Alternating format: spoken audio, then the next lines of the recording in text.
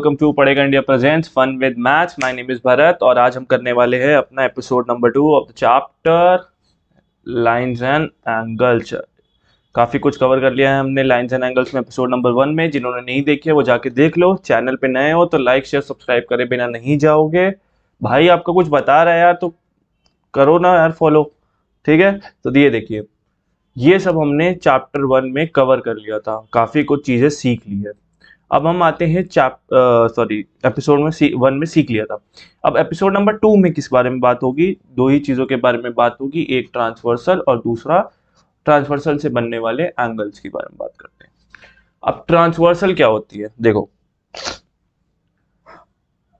दो लाइन को कट करने वाली जो ये लाइन पास होती है इसी का नाम होता है ट्रांसवर्सल।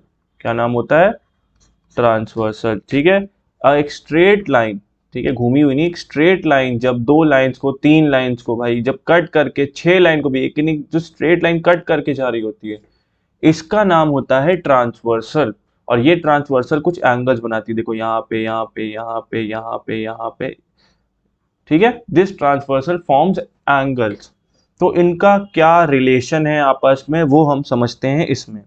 तो मोस्टली या 99.9% जो हमारे क्वेश्चंस आते हैं वो आते हैं एक पैरेलल लाइन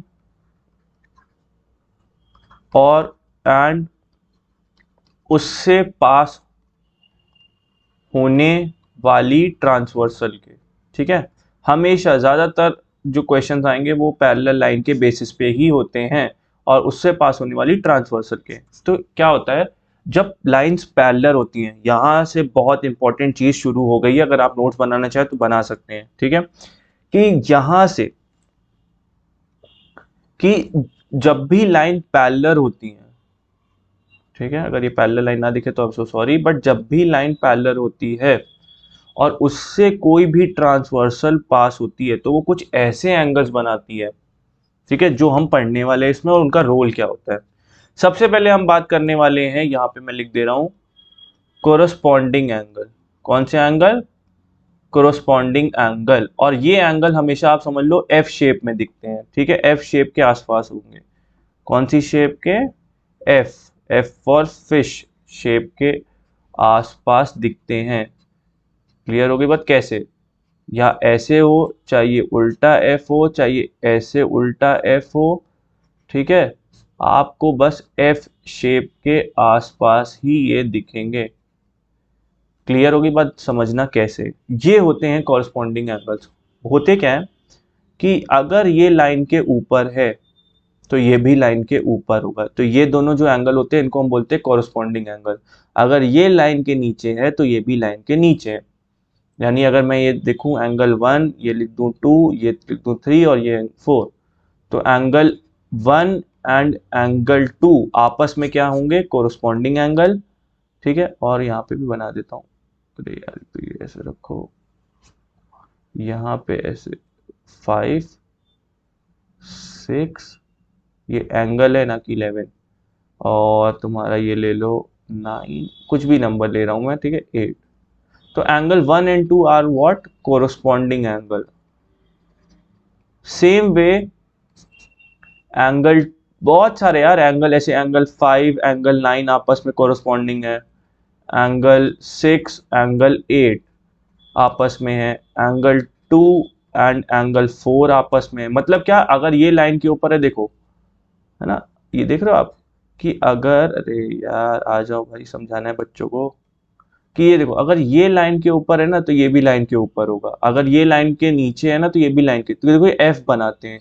एफ देख रहे हो आप, ये लाइन के ऊपर, तो ये लाइन, ये ऐसे, अगर एफ उसमें देख रहे हो आप, ये, या उल्टा एफ देख रहे हो आप, ये ऊपर, ये ऊपर, ऐसे ये एफ की तरीके से आपको दिखते हैं। ये होते हैं हमारे कोरस्पॉन्डिंग एंगल्स। कौन से एंगल्स बोले जाते हैं इनको?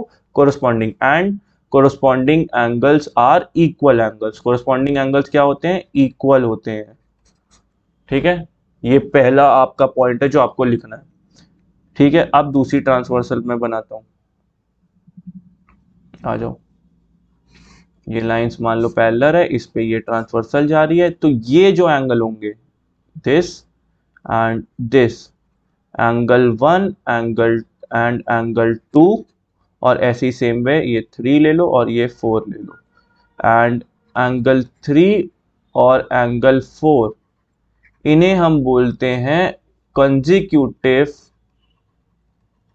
Interior angles. इन्हें हम क्या बोलते हैं? कंजिक्यूटिव इंटीरियर एंगल, जो साथ साथ आए, ये और ये एक साथ आ रहे हैं, और ऐसे ही एंगल 3 और एंगल 4 साथ में आ रहे हैं, ठीक है। And remember one thing, consecutive interior angle का सम जो होता है वो 180 डिग्री होता है, मतलब एंगल 1 प्लस एंगल 2 हमेशा 180 डिग्री होगा। Same way angle 3 plus angle 4 180 degree होगा। इन्हें हम बोलते हैं कंजिक्यूटिव इंटीरियर एंगल, ठीक है, जो सेम साइड पर होते हैं और अंदर की तरफ होते हैं। ये देख रहे हो, ये इन दोनों के अंदर बने हुए हैं और सेम साइड पे हैं, तो इन्हें हम बोलते हैं कंजिक्यूटिव इंटीरियर एंगल, और इनका सम कितना होता है?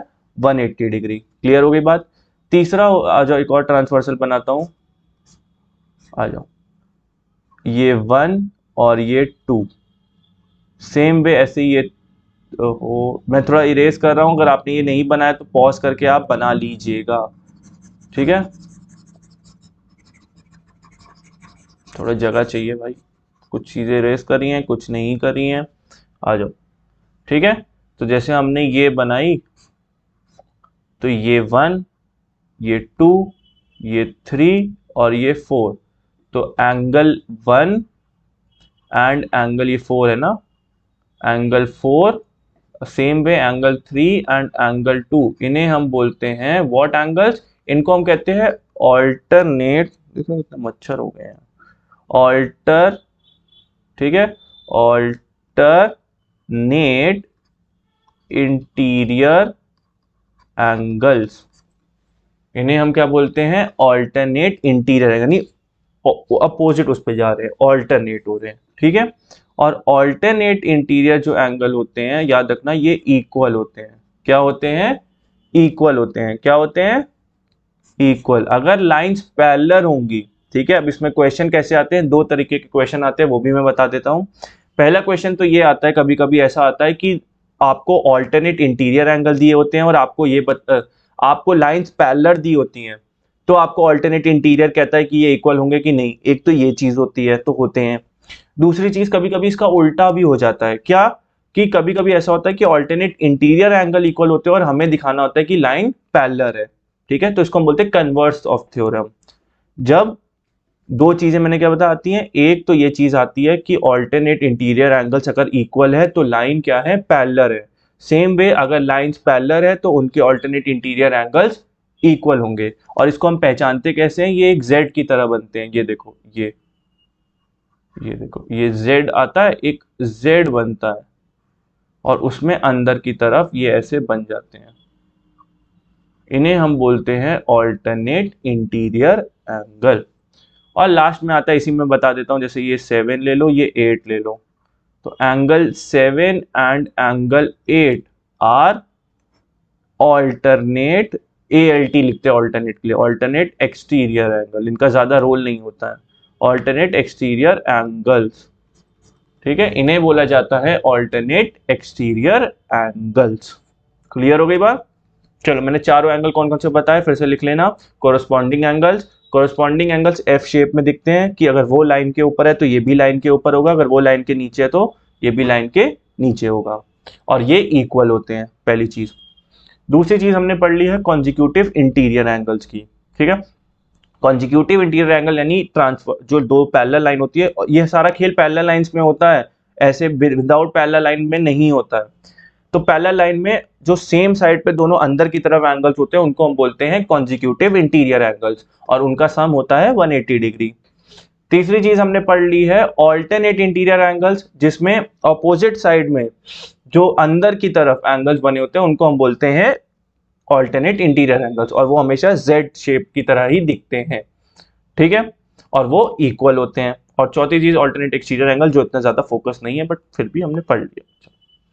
अब इसके बेसिस में मैं आपको पहले क्वेश्चन दिखाता हूं कैसे करेंगे। देखो, आपको करना क्या है, एक तो आपको ये एंगल फाइंड करना है, एक ये एंगल भी फाइंड करना है, ठीक है ना। और P D Q P D Q, ठीक है, और पी डी क्यू, हाँ ये वाला, एक ये एंगल फाइंड करना है, एक AED, एक ये वाला फाइंड करना है, और एक DEF, एक ये वाला फाइंड करना है। चलो जी, ठीक है, ये तीनों एंगल आपको फाइंड करने हैं, ठीक है। दो एंगल फाइंड करने हैं ये तीनों, ठीक है। अब इसको करना कैसे है बहुत ध्यान से समझते हैं। पहले मैं थोड़ा एक सेकेंड शेडिंग कर दूं जरा। एक ये एंगल, ठीक है, एक ये एंगल और एक ये एंगल, ये तीन एंगल हमें फाइंड करने हैं। तो सबसे पहले जो मैं एंगल फाइंड करने जा रहा हूं, एक चीज और समझ लेते हैं वो भी बना के, ये कि ये वाली लाइन देखो, एक ऐसे समझना कि ए बी के पैरेलल सी डी दी हुई है, ये समझ लो ये ट्रांसवर्सल जा रही है, और सेम वे ऐसे ही ये ई एफ के पैरेलल डी क्यू, थोड़ा ऐसे लंबा बना लेते हैं ताकि आपको दिखे। क्लियर होगी बात। अब आप एक चीज ध्यान से समझना, यहाँ पे आ जाओ, दूसरा पेन कि फॉर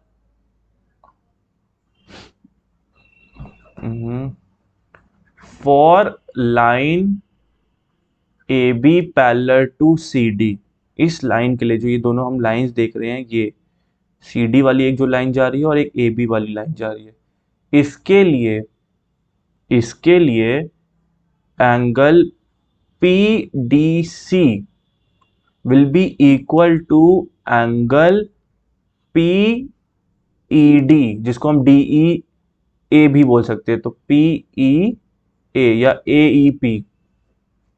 क्लियर हो रही बात। एक तो P D Q A E D निकाला, यही वाला पी ई ए, ये जो पी ई ए सेम, ये दोनों एंगल आपस में इक्वल होंगे, या इसको मैं लिख सकता हूं, इसी वाले को, इसको और मैं लिख सकता हूं angle A E D, same बात होगी, ए ई डी, ए ई डी, ये भी लिख सकता हूं। क्लियर होगी बात, ठीक है। लेकिन ये दोनों इक्वल आपने पूछा क्यों, मैं बताता हूं। ये बना रहे हैं कोरोस्पॉन्डिंग एंगल, जो हमने पीछे थ्योरी पढ़ी है उसका यूज कैसे करना है। ये हैं कोरोस्पॉन्डिंग एंगल्स, आप खुद देख लो क्यों। देखो ये लाइन के ऊपर है तो ये भी लाइन के ऊपर ही तो होगा। क्लियर होगी बात। देखो थोड़ा तिरछा एफ शेप बन रहा है, ये देखो एफ शेप बन रहा है, ये लाइन के ऊपर है तो ये भी लाइन के ऊपर है। दैट्स वाई हमारे एंगल ए ई डी की वैल्यू आ जाएगी 34 डिग्री। ये तो हमने पहली चीज कर ली। क्लियर हो गई बात, पहला एंगल निकाल लिया। अब आ जाओ एक और चीज दिखाता हूं मैं आपको, कैसे हम जो थ्योरी पढ़ते हैं उसका यूज कैसे करना है। ये देखो, ये एंगल प्लस ये एंगल प्लस ये एंगल क्या 180 डिग्री बना रहा है। बोलो क्यों। क्योंकि ये देखो, हम एक 180 डिग्री का एंगल हमेशा एक स्ट्रेट लाइन पे ऐसे बनता है, चाहे वो ऐसे लाइन हो, तिरछ कोई भी लाइन हो, बस वो सीधी लाइन होनी चाहिए। तो सीधी लाइन है ये पूरी एक, तो उस पे this angle plus this angle plus this angle 180 degree बना रहा है, बिल्कुल बना रहा है। तो मेरे भाई क्या मैं ये लिख सकता हूं कि angle A E D plus angle क्या निकालना था हमको, एक चीज वो भी समझ लेते, D E F plus angle F E B. ये ई है ना, ये ई तो है, ई है ये, ताकि आप लोग कंफ्यूज हो जाओ। And angle F E B is equal to 180 degree है, ठीक है, जिसमें से ए ई डी की वैल्यू हमने ऑलरेडी 34 डिग्री निकाल ली है, डी ई एफ की हमको वैल्यू निकालनी है, और एफ ई बी की हमें 78 डिग्री दी हुई है। तो एंगल डी ई एफ को छोड़ के मैं दोनों एंगल को उधर भेज सकता हूं और माइनस करा दूंगा, है ना। तो मेरा आंसर आ जाएगा 78 और 34, 70, 88, 90, 800 808, 112, 112 अगर हमने करा तो 12 ना, 112 करो तो भाई 7, 10, 8, 68 degree. Angle D E F की वैल्यू मेरी आ गई 68 डिग्री। ठीक है, इन शॉर्ट कलरफुल थोड़ा कर दूं ताकि आपको सब कुछ दिखता रहे। इसकी वैल्यू मेरी आ गई है 68 डिग्री, इस वाले की। क्लियर है बात? कितनी आ गई नहीं दिख रहा, थोड़ा डार्क कर दूं। कौन सा ले ले यार, ठीक है 68 डिग्री। अब एक चीज और ऑब्जर्व करो, क्या, आ जाइए,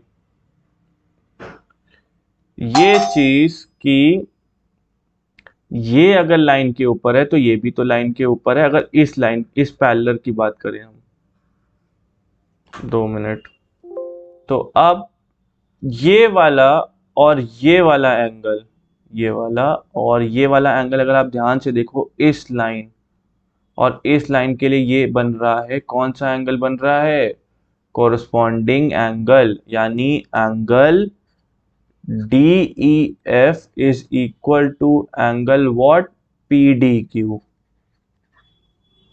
Why? Because they are also corresponding angles.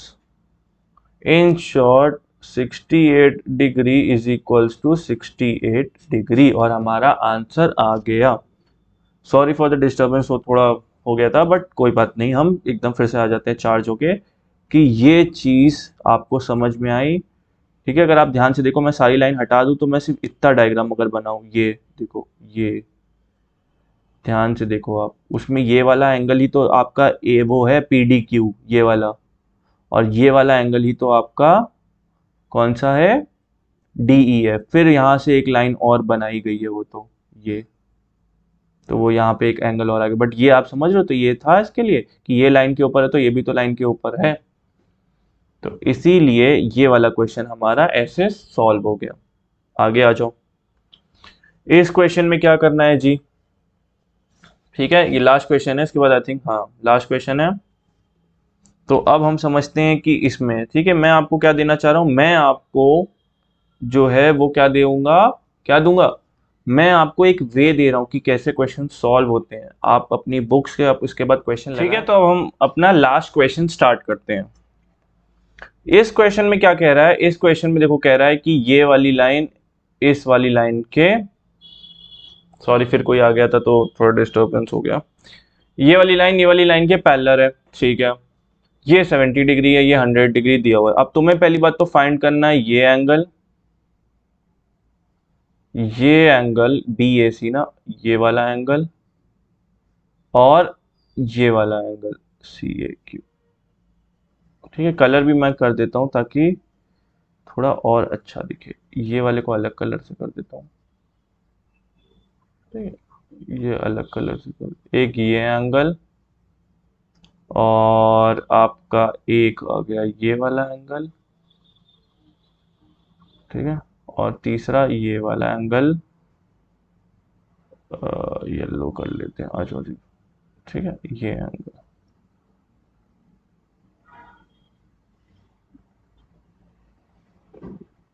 अब आइए समझते हैं कैसे होगा ये क्वेश्चन, ठीक है। देखो, अगर लाइंस पैरेलल है, अगर लाइंस पैरेलल है तो मैंने स्टार्टिंग में क्या बताया, व्हेन लाइंस आर पैरेलल, ये पैरेलल ऐसे साइन बनाते हैं, ठीक है, देन इट्स alternate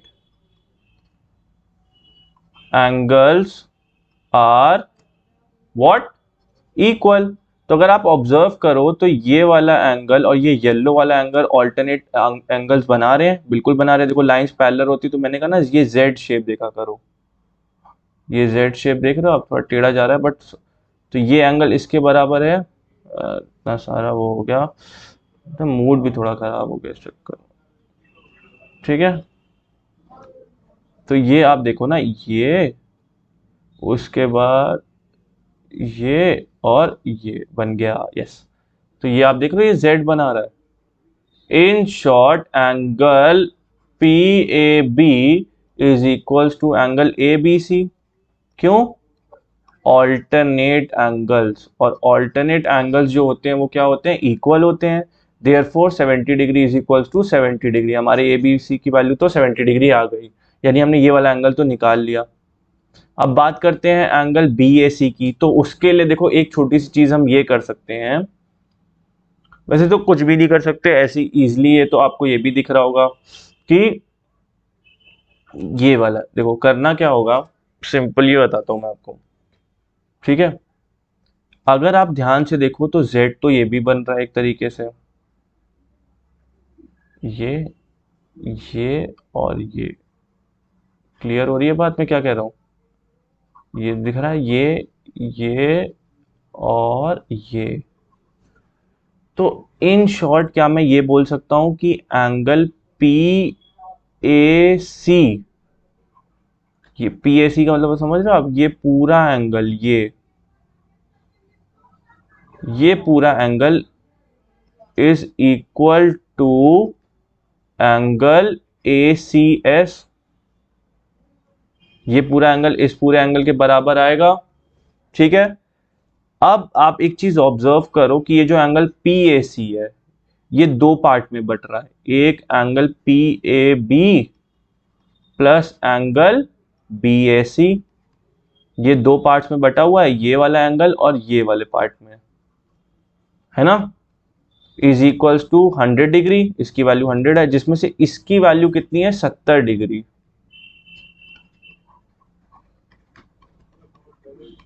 तो एंगल बी ए सी की वैल्यू कितनी हो गई, 100 में से ये 70 इधर माइनस करा दो, एंगल बी ए सी की वैल्यू हो गई, कितनी हो गई 30 डिग्री। हमारा दूसरा ये भी निकल आया, वेरी गुड। और अब तीसरी की बारी है, तो मैं थोड़ा पेन चेंज कर दूंगा ताकि हमें दिख जाए, रेड ले लेते हैं। ये वाला एंगल और ये वाला एंगल अगर आप ध्यान से देखो तो कौन सा एंगल बना रहे हैं, ये सेम पैरेलल लाइन के बीच में सेम साइड पे पड़ रहे हैं। अगर ये एक ट्रांसवर्सल है मान लो, तो ये देखो सेम अंदर है, तो ये कौन से होते हैं angle, angle C A Q plus angle A C S is equals to 180 degree. A C S ये एंगल है, ठीक है। और ये कौन से एंगल है, consecutive interior angle. Therefore angle C A Q plus 100 degree is equals to 180 degree हो जाएगा, जिसमें से 100 डिग्री इधर चला जाएगा, तो angle C A Q will be equal to 180 minus 100, angle C A Q की वैल्यू आ गई 80 डिग्री। क्लियर होगी बात, हमने ये भी एंगल निकाल लिया। This is how we are gonna use properties to find out different angles. आपको मैं टिप्स दे देता हूँ और ट्रिक्स दे देता हूँ कि आपको करना क्या होगा। लाइंस हमेशा पैरेलल होंगी ही होंगी, ठीक है। उस पर आपको पहली बात तो देखो कि ट्रांसवर्सल कैसे बन रहा है, उस ट्रांसवर्सल की वजह से आपको यही corresponding angles, alternate angles, alternate interior angles, consecutive interior angles, इन्हीं तीन एंगल्स के बेसिस पे ही, कभी कभी एक्सटीरियर एंगल भी लग सकता है, के बेसिस पे आपको आपके आंसर्स फाइंड करने होंगे, ठीक है। अगर ऑल्टरनेट इंटीरियर एंगल है तो उनको इक्वल दिखा दिया हो, फिर उससे वैल्यू फाइंड करो। अगर कॉन्जिक्यूटिव इंटीरियर एंगल्स था तो उन दोनों को ऐड करके 180 से माइनस कराओ। अगर कोरस्पॉन्डिंग एंगल्स था तो वो भी इक्वल होते हैं। तो ऐसे ही आपको ट्रांसवर्सल और पैरेलल लाइंस का यूज करके आपको एंगल्स फाइंड करने होंगे। ये मैंने आपको एक टिप दे दी है। क्लियर होगी बात? चलो, तो अगर आपको ये वीडियो अच्छी लगी हो तो प्लीज इसे लाइक शेयर सब्सक्राइब करें और लोगों को बताएं कि कोई है जो ये सब बता रहा है। Thanks for watching this video, bye bye.